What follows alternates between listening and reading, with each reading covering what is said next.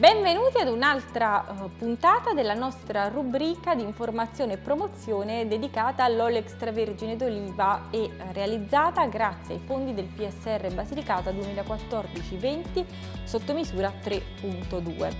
Anche oggi ci dedicheremo alle informazioni obbligatorie da porre nell'etichetta dell'olio extravergine d'oliva.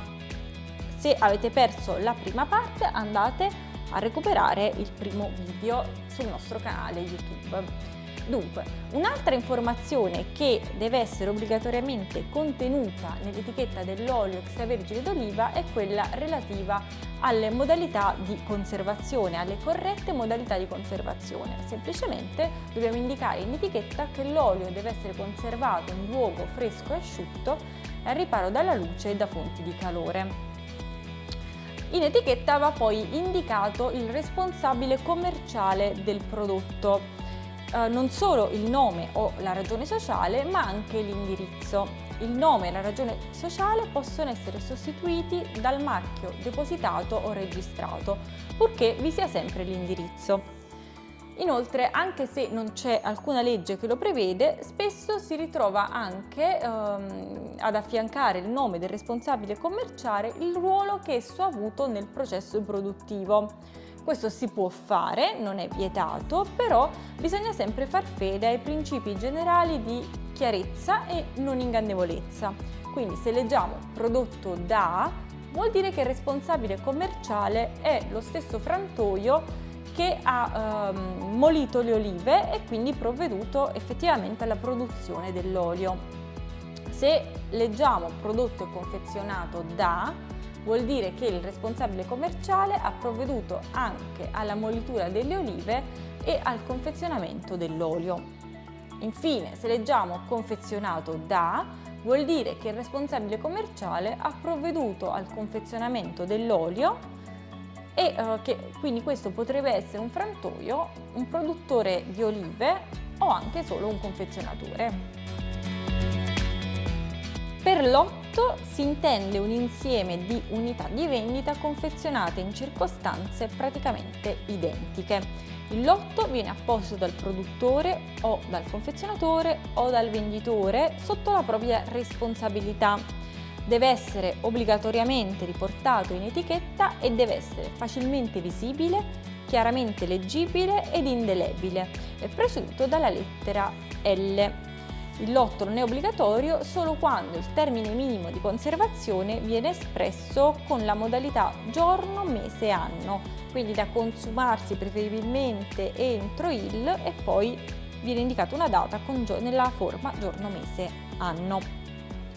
Facciamo poi attenzione, talvolta alcuni produttori o confezionatori attribuiscono lo stesso lotto ad unità di vendita confezionate in giorni diversi ed anche magari a distanza di un po' di tempo.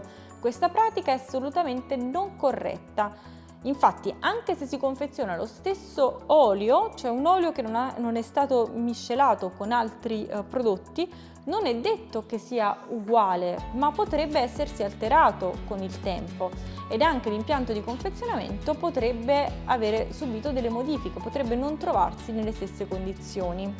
Quindi è scorretto attribuire lotti uguali a prodotti non confezionati nello stesso giorno. Un'altra delle informazioni che si devono trovare in etichetta è la dichiarazione nutrizionale o etichettatura nutrizionale.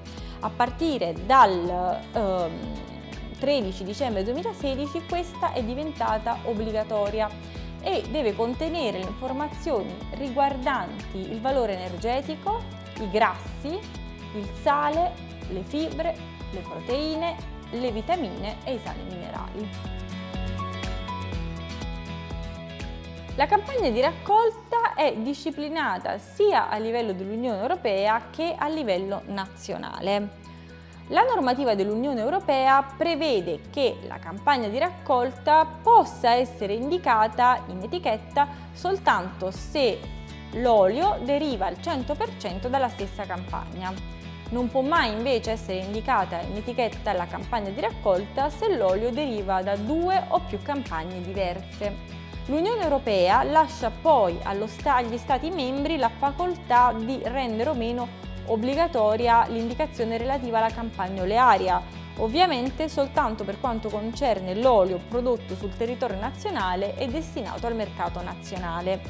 Nel caso dell'Italia, la normativa prevede che l'indicazione della campagna olearia in etichetta sia sempre obbligatoria nel caso in cui l'olio provenga al 100% dalla stessa campagna, invece che sia vietato apporre la campagna di raccolta se l'olio proviene da 2 o più campagne diverse. Specifichiamo però che queste indicazioni riguardano solo l'olio prodotto sul territorio nazionale e destinato al mercato interno. Non si applicano invece per l'olio prodotto al di fuori del territorio nazionale, oppure per l'olio prodotto sul territorio nazionale ma destinato al mercato estero.